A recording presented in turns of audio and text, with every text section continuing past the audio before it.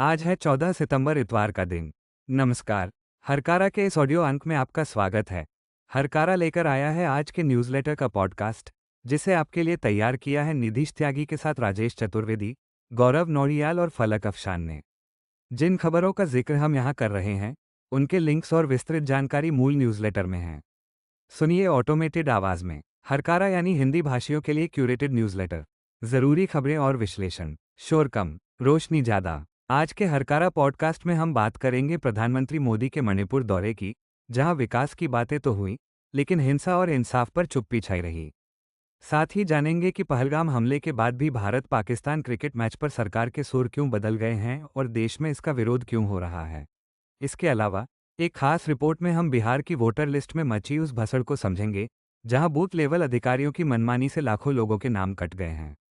हम ये भी देखेंगे कि कैसे ग्रेट निकोबार के प्राचीन जंगलों पर पीएम मोदी की एक मेगा परियोजना से विनाश का खतरा मंडरा रहा है और नेपाल में राजनीतिक संकट क्यों गहरा गया है। आइए शुरू करते हैं आज की खबरें विस्तार से। मणिपुर में मोदी 5 घंटे 8,500 करोड़ पर हिंसा इंसाफ पर चुप्पी। प्रधानमंत्री नरेंद्र मोदी ने 13 सितंबर 2025 को मणिपुर का दौरा किया।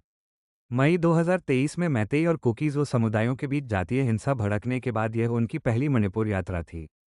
इस हिंसा में अब तक 260 से ज़्यादा लोग मारे जा चुके हैं और 60,000 से ज़्यादा लोग अपने घरों से विस्थापित हुए हैं। लगभग 4-5 घंटे की अपनी यात्रा के दौरान प्रधानमंत्री ने हिंसा प्रभावित चुराचांदपुर और राजधानी इम्फाल का दौरा किया। उन्होंने दोनों जगहों पर भाषण दिए और शांति बहाली की अपील की। साथ ही उन्होंने विस्थापित लोगों से मुलाकात की और लगभग 8,500 करोड़ रुपए की विकास परियोजनाओं का ऐलान भी किया। इन परियोजनाओं का मकसद विस्थापितों का पुनर्वास, बुनियादी ढांचे का विकास और रोजगार पैदा करना है। एक क्लिप में उन्हें बच्चों से गाने सुनते हुए भी देखा गया। प्रधानमंत्री ने चुराचांदपुर में एक जनसभा को संबोधित करते हुए कहा, मणिपुर उम्मीद और वादों की भूमि है। दुर्भाग्य से हिंसा ने इस शानदार क्षेत्र को जकड़ लिया था। आशा और विश्वास की एक नई सुबह मणिपुर का इंतजार कर रही है। वहीं इम्फाल के कांगला किले में उन्होंने कहा, हमें मणिपुर को शांति और विकास के रास्ते पर ले जाना है। कोरियोग्राफी तो खूब थी, बस जरूरी बातों पर चुप रह गए। इस दौरे पर इंडियन एक्सप्रेस में सांगुइंग हैंगसेंग ने एक तल्ख प्रतिक्रिया दी है। उनके लेख के कुछ हिस्से इस तरह हैं। 13 सितंबर को सुबह लगभग 11:40 बजे प्रधानमंत्री इम्फाल में उतरे। मौसम की खराबी के कारण उनका काफिला सड़क के रास्ते चुराचांदपुर पहुंचा। दोपहर 1 बजे के करीब वो भारी बारिश के बीच पीस ग्राउंड पहुंचे, विस्थापित लोगों से मिले, कुछ परियोजनाओं का उद्घाटन किया और एक सभा को संबोधित किया। प्रधानमंत्री ने अपना भाषण मणिपुर की भूमि साहस और दृढ़ संकल्प की भूमि है के साथ शुरू किया और फिर विकास और कनेक्टिविटी पर ध्यान केंद्रित किया।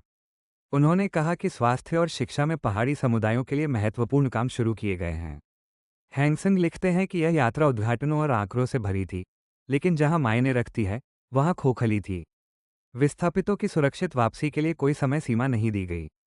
हिरासत, वापसी और न्याय का भाषण में कोई जिक्र नहीं था। जब तक ये आश्वासन समय सीमा के साथ नहीं आते, बाकी सब समारोह है, उपचार नहीं। विकास को इस दौरे का मुख्य विषय बनाया गया, मानो सड़कें और फीता काटना, संवाद और न्याय का विकल्प हो सकते हैं। जमीन पर मिजाज बटा हुआ था। चुराचांदपुर के लोग लंबा चौड़ा मंच नहीं, बल्कि बस 10 मिनट का समय चाहते थे, जिसमें वे अपने दर्द और अपनी मांगों को रिकॉर्ड पर रख सकें। लेकिन ऐसा नहीं हुआ। गवाही देने या अपनी याचिकाएं रखने के लिए कोई समय नहीं दिया गया। महीनों की लामबंदी, बैरिकेड्स और सुरक्षा की परतों के बाद असली दुख को सुनने के लिए 10 मिनट भी नहीं निकाले गए। विस्थापितों को सुरक्षा और वापस लौटने के लिए एक भरोसेमंद योजना की जरूरत है। जीवित बचे लोगों को ऐसे मामलों की जरूरत है जो नाम, आरोप और तारीखों के साथ आगे बढ़ें। न्याय का एक वादा, जिसमें अपराधियों को सजा देना और गवाहों की रक्षा करना शामिल हो, ये वो न्यूनतम उम्मीद थी जो एक संघर्षग्रस्त जिला प्रधानमंत्री के आने पर करता है। हैंगसेंग के मुताबिक इस दौरे में कोरियोग्राफी तो शानदार थी, लेकिन मूल सिद्धांतों पर चुप्पी साध ली गई। अब एकमात्र पैमाना यह है कि क्या ये संघर्षग्रस्त राज्य अपने जीवन का फिर से निर्माण कर सकता है। कांग्रेस की आलोचना, मोदी का दौरा छलावा। कांग्रेस ने प्रधानमंत्री नरेंद्र मोदी के मणिपुर दौरे को पीड़ित जनता के प्रति संवेदनहीनता और छलावा बताया है। कांग्रेस अध्यक्ष मल्लिकार्जुन खड़गे ने कहा कि पीएम मोदी ने मणिपुर में हिंसा के बीच राहत शिविरों में रह रहे लोगों की पीड़ा को नजरअंदाज किया है। खड़गे ने सोशल मीडिया प्लेटफॉर्म एक्स पर लिखा कि पीएम मोदी का मणिपुर में 3 घंटे का पिट स्टॉप संवेदनशीलता नहीं, बल्कि छलावा और वहां की पीड़ित जनता का अपमान है। उन्होंने कहा कि मणिपुर में पिछले 864 दिनों से हिंसा जारी है, जिसमें करीब 300 लोग मारे गए, 67,000 लोग बेघर हुए। इस दौरान प्रधानमंत्री ने 46 विदेशी दौरे किए, लेकिन मणिपुर की जनता से संवेदना जताने एक बार भी नहीं गए।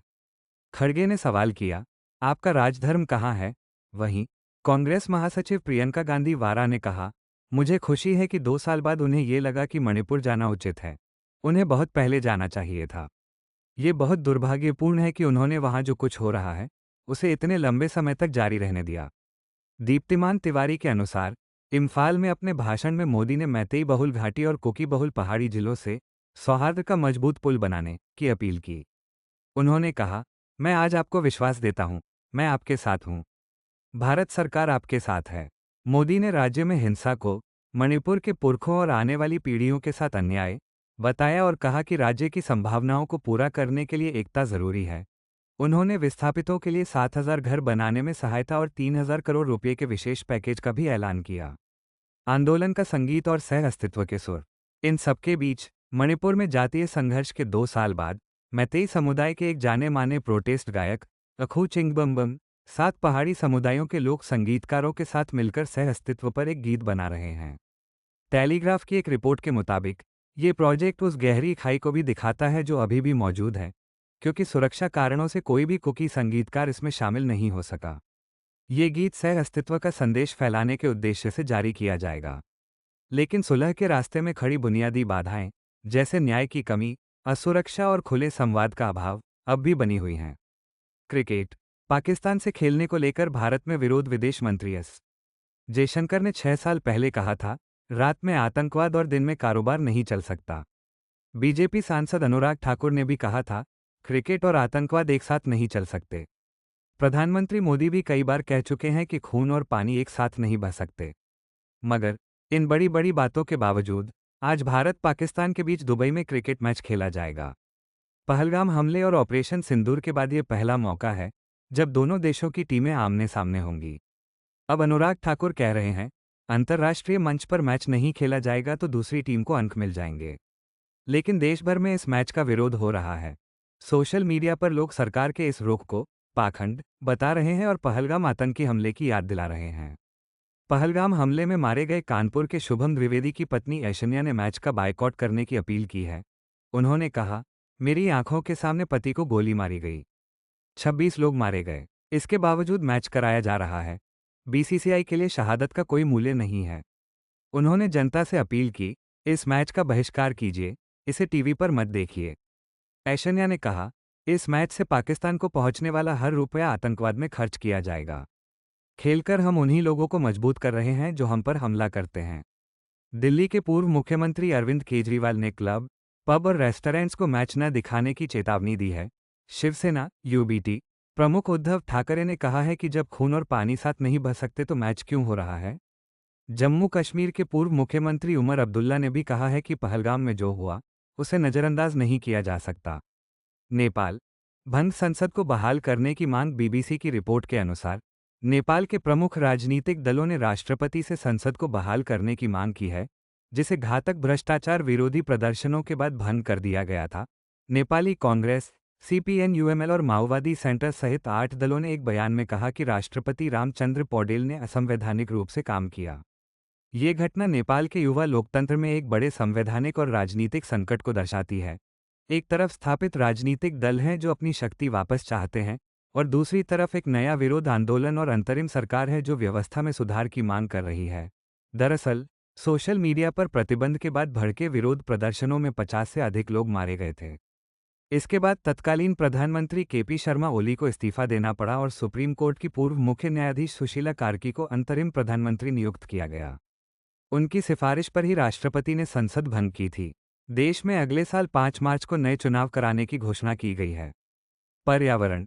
मोदी की मेगा परियोजना से ग्रेट निकोबार द्वीप पर खतरा। टाइम मैगजीन की एक रिपोर्ट के मुताबिक प्रधानमंत्री नरेंद्र मोदी की एक मेगा परियोजना से ग्रेट निकोबार द्वीप के प्राचीन वर्षावन और दुर्लभ जीवों पर विनाश का खतरा मंडरा रहा है। ग्रेट निकोबार द्वीप, जो भारत की मुख्य भूमि से लगभग 1000 मील दूर है, एक बेहद संवेदनशील इकोसिस्टम है यहाँ लेदरबैक समुद्री कछुए, निकोबार मैकाक बंदर और शोम्पेन जनजाति जैसे दुर्लभ जीव और समुदाय रहते हैं। सरकार ने इस द्वीप पर एक विशाल परियोजना का ऐलान किया है, जिसमें एक कंटेनर पोर्ट, एक अंतर्राष्ट्रीय हवाई अड्डा, पावर प्लांट और टाउनशिप शामिल हैं। इस परियोजना के लिए कम से कम 50 वर्ग मील के प्राचीन वर्षावन को काटा जाएगा, जिससे लाखों पेड़ कट सकते हैं। वैज्ञानिक और पर्यावरणविद इस परियोजना को द्वीप की जैव विविधता और शोम्पेन जनजाति के लिए विनाशकारी मान रहे हैं। आर्थिक दृष्टिकोण से भी इस पर सवाल उठाए गए हैं, क्योंकि द्वीप की दूरी के कारण निर्माण लागत बहुत अधिक होगी। सरकार का तर्क है कि यह परियोजना राष्ट्रीय सुरक्षा और व्यापार के लिए जरूरी है। यह मलक्का जलडमरूमध्य के पास है, जहां से दुनिया का 1/3 समुद्री व्यापार होता है। साथ ही हिंद महासागर में चीन के बढ़ते प्रभाव का मुकाबला करने के लिए भी इसे अहम माना जा रहा है। हालांकि आलोचक इसे एक बड़ी गलती मान रहे हैं, जो ग्रेट निकोबार के प्राकृतिक और सामाजिक ताने बाने को स्थायी नुकसान पहुंचाएगी। पाकिस्तान में 35 तहरीक-ए-तालिबान आतंकवादी ढेर 12 सैनिक भी मारे गए। द गार्डियन की रिपोर्ट के मुताबिक पाकिस्तानी सुरक्षा बलों ने अफगानिस्तान सीमा के पास पाकिस्तानी तालिबान टीटीपी के ठिकानों पर छापेमारी की। इसके बाद हुई झड़पों में 35 आतंकवादी और 12 सैनिक मारे गए। ये घटना दिखाती है कि 2021 में अफगानिस्तान पर तालिबान के कब्जे के बाद से टीटीपी कितना मजबूत हुआ है, जिससे पाकिस्तान और अफगानिस्तान के बीच संबंध तनावपूर्ण हो गए हैं। पाकिस्तानी सेना ने काबुल में तालिबान सरकार से आग्रह किया है कि वो अपनी धरती का इस्तेमाल पाकिस्तान के खिलाफ आतंकवादी गतिविधियों के लिए न होने दे। बिहार की वोटर लिस्ट। बीएलओ ने मनमाने ढंग से काटे नाम। द वायर की एक शोधपरक रिपोर्ट से पता चला है कि बिहार की मतदाता सूची से नाम हटाने के लिए बूथ लेवल अधिकारियों बीएलओ ने मनमाने और असंगत तरीके अपनाए। ये रिपोर्ट 200 बूथों के विश्लेषण और 17 बीएलओ और 100 से ज्यादा लोगों के साक्षात्कार पर आधारित है। रिपोर्ट में पूर्णिया की झुराना का मामला सामने आता है, जिनका नाम वोटर लिस्ट से गायब था। बीएलओ ने उनसे अपने मृत माता पिता के पहचान पत्र लाने को कहा, जो 100 किलोमीटर दूर पश्चिम बंगाल में रहते थे। ये काम उनके लिए लगभग असंभव था। चुनाव आयोग के नियमों के मुताबिक उनसे ये दस्तावेज मांगा ही नहीं जाना चाहिए था। ये जल्दबाजी में लागू की गई विशेष गहन पुनरीक्षण प्रक्रिया की खामियों को उजागर करता है। चुनाव आयोग द्वारा जारी मसौदा मतदाता सूची से 65 लाख मतदाता बाहर हैं। कुछ बूथों पर तो 1/3 से लेकर आधे मतदाताओं तक के नाम काट दिए गए। रिपोर्ट के मुताबिक कई बीएलओ ने घर घर जाकर सत्यापन भी नहीं किया। उन्होंने अपने विवेक और अफवाहों के आधार पर लोगों के नाम मृत, स्थानांतरित या अनुपस्थित दिखाकर सूची से हटा दिए। एक बीएलओ ने बताया कि जब उन्होंने अपने सुपरवाइजर से पूछा कि क्या करना है, तो जवाब मिला, जो करना है कीजिए। इसका नतीजा यह है कि गरीब और हाशिए पर रहने वाले मतदाता अपने वोट का अधिकार वापस पाने के लिए संघर्ष कर रहे हैं। अन्य सुर्खियां। 9 साल जेल में रहकर बरी हुए शख्स ने 9 करोड़ का मुआवजा मांगा। 2006 मुंबई ट्रेन ब्लास्ट मामले में 9 साल जेल में रहने के बाद बरी हुए वाहिद्दीन मोहम्मद शेख ने अब 9 करोड़ रुपये का मुआवजा मांगा है। उन्होंने राष्ट्रीय मानवाधिकार आयोग से संपर्क कर अपनी आज़ादी, गरिमा और जीवन को हुए नुकसान की भरपाई की मांग की है। वोटर लिस्ट की समीक्षा हमारा विशेषाधिकार। चुनाव आयोग ने सुप्रीम कोर्ट से कहा है कि मतदाता सूची की समीक्षा कब और कैसे हो, ये तय करना उसका विशेषाधिकार है और इसमें अदालत को दखल नहीं देना चाहिए। प्रधानमंत्री इंटर्नशिप योजना को नहीं मिल रहे युवा। प्रधानमंत्री इंटर्नशिप योजना युवाओं को आकर्षित करने में नाकाम रही है। 1 करोड़ इंटर्नशिप के लक्ष्य के मुकाबले सिर्फ 30,000 युवाओं ने ही इसमें रुचि दिखाई है। कम वजीफा, नौकरी की कोई गारंटी न होना और काम का स्पष्ट न होना इसकी मुख्य वजहें हैं। भारत में घरों की कीमतें तेजी से बढ़ेंगी। रॉयटर्स के एक सर्वे के अनुसार भारत में घरों की कीमतें अनुमान से कहीं ज़्यादा तेजी से बढ़ेंगी।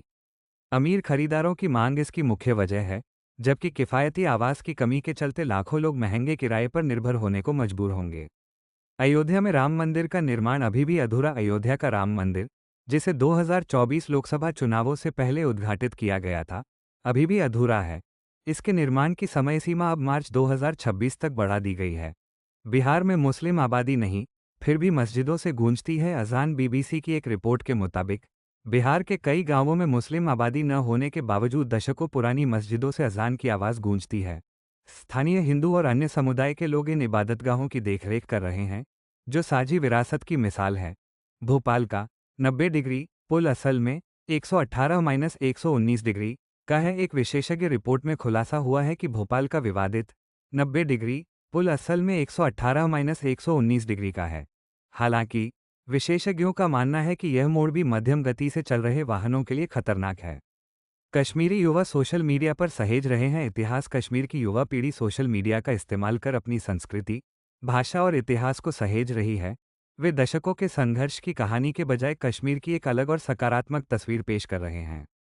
आज के लिए बस इतना ही। हमें अपनी प्रतिक्रिया और सुझाव ज़रूर बताएं। मिलेंगे हरकारा के अगले अंक के साथ। आप हरकारा को Substack, WhatsApp, LinkedIn, Instagram, Facebook, YouTube, Spotify और ट्विटर, एक्स पर भी फॉलो कर सकते हैं। शोर कम, रोशनी ज़्यादा। जीते हैं यहाँ दुनिया को धोखा देकर। आज की ताज़ा खबर, आज की ताज़ा खबर, आज की ताज़ा खबर। आओ काका जी इधर, आओ मामा जी इधर, सुनो दुनिया।